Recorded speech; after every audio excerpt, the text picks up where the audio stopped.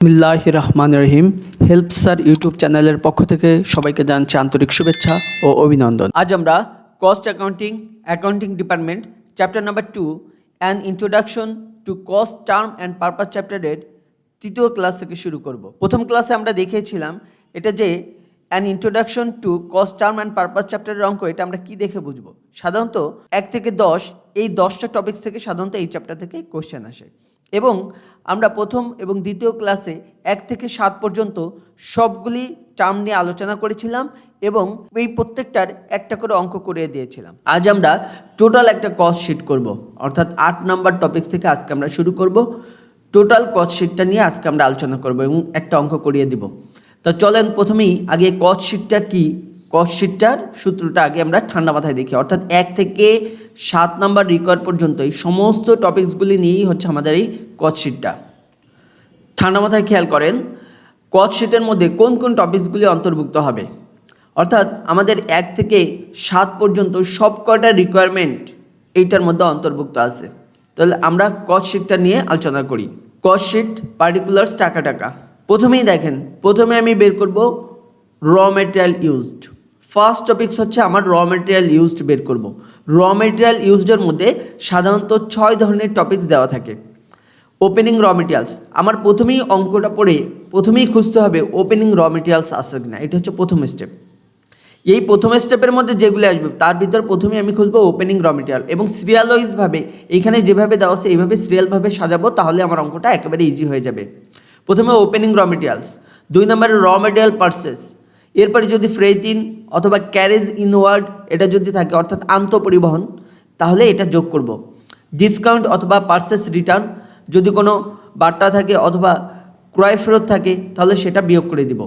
যদি কোনো abnormal loss থাকে সেটা বিয়োগ করে দিব এবং ক্লোজিং র মেটেরিয়াল সমাপনী মজুদ পণ্য এটা বিয়োগ করে দিব। তাহলে ঠান্ডা মাথায় বোঝেন, প্রথমে প্রারম্ভিক র মেটেরিয়াল, প্রারম্ভিক কাঁচামাল, তার সাথে চলতি বছরের কাঁচামাল ক্রয় সেটা যোগ, ফ্রেট ইনওয়ার্ড অথবা ক্যারেজ ইনওয়ার্ড অর্থাৎ আন্তঃপরিবহন থাকলে সেটা যোগ, ডিসকাউন্ট অথবা কোনো পারচেস রিটার্ন যদি থাকে তাহলে সেটা বিয়োগ করে দেবো, অর্থাৎ ক্রয় ফেরত থাকলে ক্রয় ফেরত বিয়োগ করে দেবো।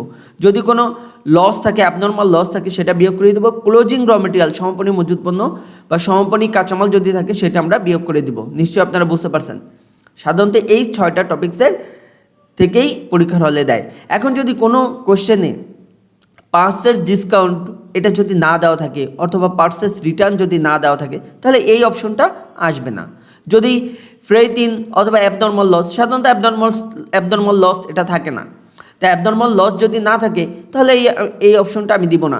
বাকি 5টাকে নিয়ে আমি র মেটেরিয়াল ইউজড বের করব। তাহলে ঠান্ডা মাথায় বোঝেন র মেটেরিয়াল ইউজডের মধ্যে কী কী, opening raw materials plus purchase raw materials, freight in or carriage in, এই 3টা যোগ, ডিসকাউন্ট বা পারচেস রিটার্ন থাকলে বিয়োগ, অ্যাবনর্মাল লস থাকলে বিয়োগ এবং ক্লোজিং র মেটেরিয়ালস এটা আমরা বিয়োগ করে দিয়ে আমরা পাবো র মেটেরিয়াল ইউজড। নিশ্চয়ই আপনারা বুঝতে পারছেন। এই র মেটেরিয়াল ইউজডের সাথে যোগ করতে হবে লেবার বা ওয়েজেস, ডিরেক্ট এক্সপেন্স অথবা চেঞ্জেবল অথবা চার্জেবল। এই 2টা পরীক্ষার হলে মাঝে মাঝে দিয়ে দেয়, চেঞ্জেবল অথবা চার্জেবল অথবা all kind of direct expense, এগুলি যোগ করলে পাবো আমি প্রাইম কস্ট। খেয়াল করেন র মেটেরিয়াল ইউজডের সাথে এই 3টা যোগ করব। র মেটেরিয়াল ইউজডের সাথে এই 3টা যোগ করলে পাবো প্রাইম কস্ট। নিশ্চয়ই আপনারা বুঝতে পারছেন। এবার এই প্রাইম কস্টের সাথে all kind of factory related overhead এইটা যোগ করলে পাবো factory cost, work cost, cost of production, manufacturing cost অথবা কস্ট অফ ম্যানুফ্যাকচারিং। এখন আপনারা বলতে পারেন যে স্যার এই ফ্যাক্টরি ওভারহেডের মধ্যে কী কী অন্তর্ভুক্ত হবে। এটা যদি বুঝতে হয় তাহলে এই 4টা একটু দেখতে হবে। Factory related cost include all kinds of factory related cost, যে কোনো ধরনের ফ্যাক্টরি রিলেটেড কস্ট হতে পারে, telephone bill, gas bill, electricity bill, এই ধরনের সমস্ত খরচ, অর্থাৎ একটা ফ্যাক্টরি চালানোর জন্য যত ধরনের খরচ আছে এই সমস্ত খরচ এখানে আসবে। এছাড়া আপনার পরীক্ষা হলে আসতে পারে indirect material, indirect labour, indirect wages, সাধারণত এটা পরীক্ষা হলে দিয়ে দেয়। তাহলে এই ইনডাইরেক্ট যত আছে সেটা এই ফ্যাক্টরি ওভারহেডের মধ্যে আসবে। Depreciation for plant and machinery, যদি প্লান্ট এবং মেশিনারি অর্থাৎ প্লান্ট এবং মেশিনারি এটা কিন্তু হয় ফ্যাক্টরিতে, এই ফ্যাক্টরি রিলেটেড কোনো একটা মেশিনারি বা প্লান্টের যদি ডিপ্রিসিয়েশন হয় সেটাও এই ফ্যাক্টরি ওভারহেডের মধ্যে অন্তর্ভুক্ত হবে। অথবা আদার ফ্যাক্টরি এক্সপেন্স, যে কোনো ধরনের ফ্যাক্টরি এক্সপেন্স হতে পারে, সেটা এটার মধ্যে অন্তর্ভুক্ত হবে। অথবা মিসেলেনিয়াস ওয়ার্ক এক্সপেন্স, এটা যদি থাকে এটাও এই ফ্যাক্টরি ওভারহেডের মধ্যে অন্তর্ভুক্ত হবে। পরীক্ষার হলে অনেক সময় এই মিসেলেনিয়াস ওয়ার্ক এক্সপেন্স এটা দেওয়া থাকতে পারে, তো এটা আমরা ফ্যাক্টরি ওভারহেডের মধ্যে অন্তর্ভুক্ত করে দিব। তাহলে নিশ্চয়ই আপনারা বুঝতে পারছেন ফ্যাক্টরি ওভারহেডের মধ্যে কোন কোনগুলি আসবে। এইটা ফ্যাক্টরি ওভারহেড প্রাইম কস্টের সাথে যোগ করে আমি পাবো factory cost, work cost, cost of production, manufacturing cost অথবা কস্ট অফ ম্যানুফ্যাকচারিং। অনেক সময় পরীক্ষার হলে আপনাদের আসতে পারে যে কস্ট অফ প্রোডাকশন বের করো, তাহলে এই প্রাইম কস্টের সাথে ফ্যাক্টরি ওভারহেড যোগ করে পাবো আমি কস্ট অফ প্রোডাকশন। পরীক্ষার হলে আসতে পারে cost of manufacturing. Cost of manufacturing কীভাবে বের করবো? প্রাইম কস্টের সাথে ফ্যাক্টরি ওভারহেড যোগ করে পাবো কস্ট অফ ম্যানুফ্যাকচারিং। যদি বলে ম্যানুফ্যাকচারিং কস্ট, প্রাইম কস্টের সাথে ফ্যাক্টরি ওভারহেড যোগ করে পাবো ম্যানুফ্যাকচারিং কস্ট। নিশ্চয়ই আপনারা বুঝতে পারছেন। এরপরের topics factory overhead, work cost, cost of production, manufacturing cost অথবা কস্ট অফ ম্যানুফ্যাকচারিং, এই অ্যামাউন্টটার সাথে ওপেনিং ওয়ার্ক ইন প্রোগ্রেস এটা যোগ, ক্লোজিং ওয়ার্ক ইন প্রোগ্রেস এটা বিয়োগ, এবং সেলস অফ স্কার্ট যদি থাকে সেটা বিয়োগ। এই তিনটা যোগ বিয়োগ করে আমি পাবো কস্ট অফ গুডস ম্যানুফ্যাকচার্ড। এই কস্ট অফ গুডস ম্যানুফ্যাকচারের সাথে ওপেনিং ফিনিশ গুড যোগ করব, তাহলে পাবো আমি cost of goods available use. অনেক সময় পরীক্ষার হলে বলতে পারে আপনার cost of goods available use বের করো, তাহলে cost of goods available use বের করতে হলে কী করতে হবে? কস্ট অফ গুডস ম্যানুফ্যাকচারের সাথে ওপেনিং ফিনিশ গুড এটা যোগ করে দিব। এবার কস্ট অফ গুডস অ্যাভেলেবেল ইউজের সাথে ক্লোজিং ফিনিশ গুড যদি বিয়োগ করে দিই তাহলে পাবো কস্ট অফ গুডস সোল্ড। এই কস্ট অফ গুডস সোল্ডের সাথে অপারেটিং এক্সপেন্স আপনার কোশ্চেনে বিভিন্ন নামে থাকতে পারে, কখনো থাকতে পারে অপারেটিং এক্সপেন্স, কখনো থাকতে পারে কমার্শিয়াল এক্সপেন্স, কখনো থাকতে পারে সেলস অ্যান্ড ডিস্ট্রিবিউশন এক্সপেন্স, কখনো থাকতে পারে সেলিং এক্সপেন্স, অথবা কখনো থাকতে পারে জেনারেল অ্যান্ড অ্যাডমিনিস্ট্রেটিভ এক্সপেন্স। যে নামেই থাকুক না কেন সেইটা কস্ট অফ গুডস সোল্ডের সাথে যোগ করবো। আর একবার একটু খেয়াল করেন, এই কস্টশিটটা যদি আপনি ঠান্ডা মাথায় বোঝেন তাহলে যে কোনো ধরনের কস্টশিট রিলেটেড অঙ্ক আসলে এটা আপনি পরীক্ষার হলে করতে পারবেন। এই চারটা শুধু ঠান্ডা মাথায় খেয়াল রাখতে হবে।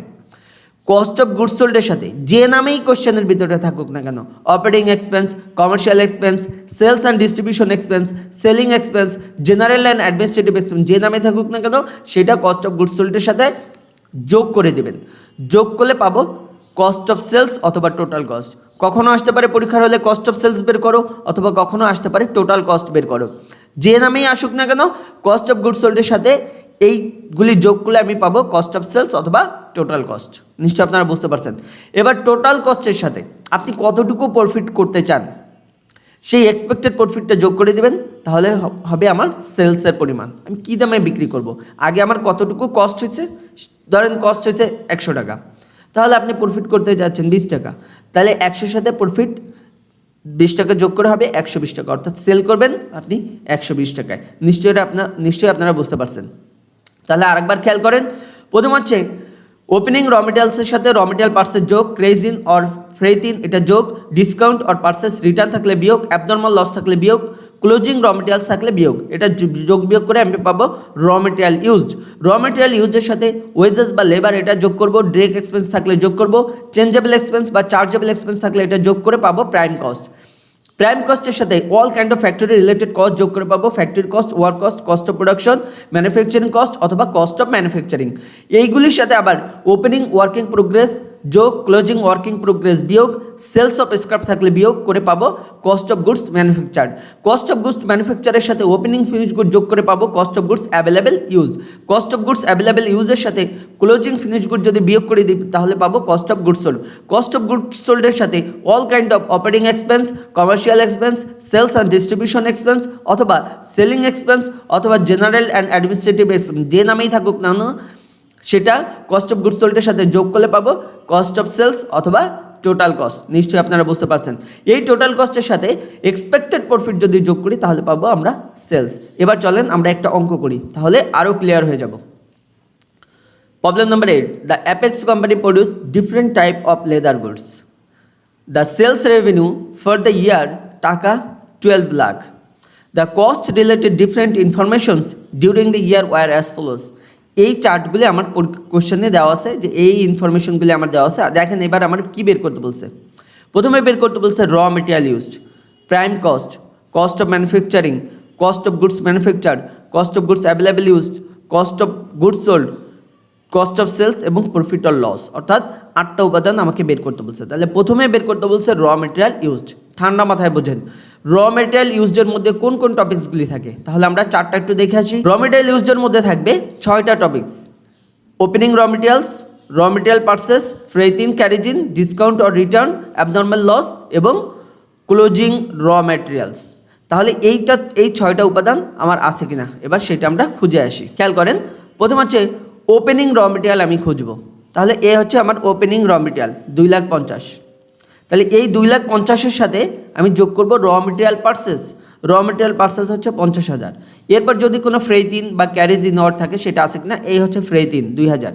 তাহলে আমি কি করছি দেখেন, প্রথমে কোম্পানির নাম অ্যাপেক্স কোম্পানি, কস্ট শিট, এরপরে ওপেনিং র মেটেরিয়ালস দিলাম 2,50,000, র মেটেরিয়াল পারচেস ছিল 50,000, ফ্রেট ইন হচ্ছে 2,000 এবং ক্লোজিং র মেটেরিয়াল দেওয়া আছে 60,000। দেখেন ক্লোজিং র মেটেরিয়াল দেওয়া আছে 60,000।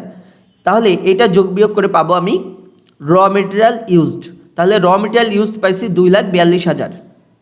নিশ্চয়ই আপনারা এতটুকু বুঝতে পারছেন। এবার র মেটেরিয়াল ইউজডের সাথে ওয়েজেস অথবা লেবার অথবা চেঞ্জেবল চার্জেবল যদি কোনো কিছু থাকে সেটা যোগ করব।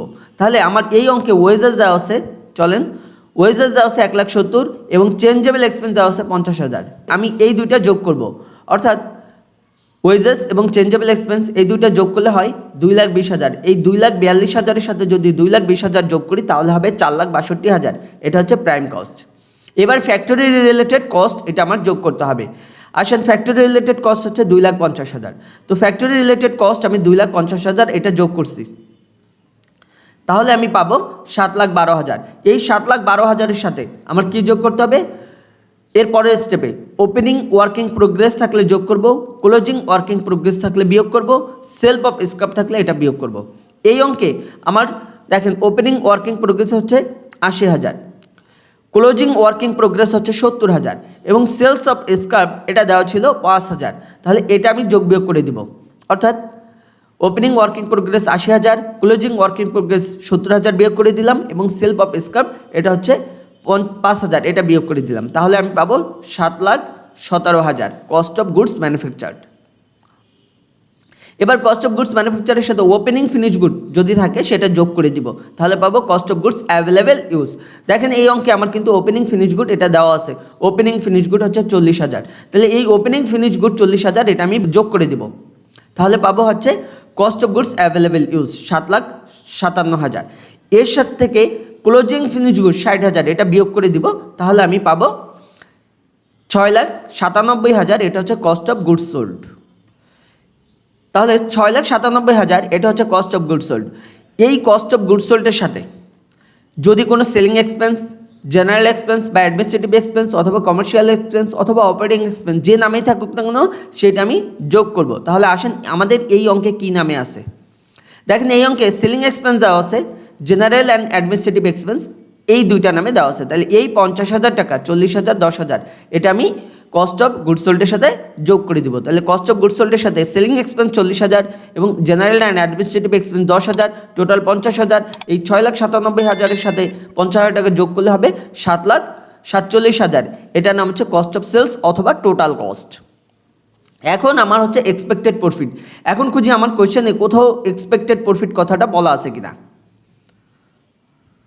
কোথাও এক্সপেক্টেড প্রফিট কথা বলা নেই, কিন্তু এই অঙ্কে কিন্তু একটা সেলের পরিমাণ দেওয়া আছে। দেখেন সেলের পরিমাণ দেওয়া আছে 12 লাখ টাকা, তার মানে এটা ব্যাক ক্যালকুলেশন করতে হবে।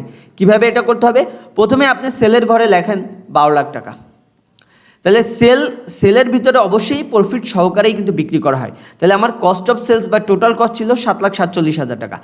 এই 7,47,000 টাকা যদি আমি 12 লাখ টাকা থেকে বিয়োগ করে দিই তাহলে এই যে ব্যালেন্সিং ফিগার যে অ্যামাউন্টটা হবে 4,53,000 এইটা হচ্ছে আমার এক্সপেক্টেড প্রফিট। নিশ্চয়ই আপনারা বুঝতে পারছেন, এটা কিন্তু ব্যাক ক্যালকুলেশন করতে হবে।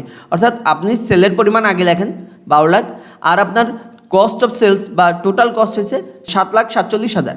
এই 7,47,000 12 লাখ টাকা থেকে যদি বিয়োগ করে দিই তাহলে আমি পাবো 4,53,000। এই 4,53,000 আমার হচ্ছে এক্সপেক্টেড প্রফিট। নিশ্চয়ই আপনারা অঙ্কটা বুঝতে পারছেন। পরবর্তী ক্লাসে আমরা 9 নম্বর অঙ্ক থেকে শুরু করব এবং আরেকটা অঙ্ক প্র্যাকটিস করিয়ে দিব।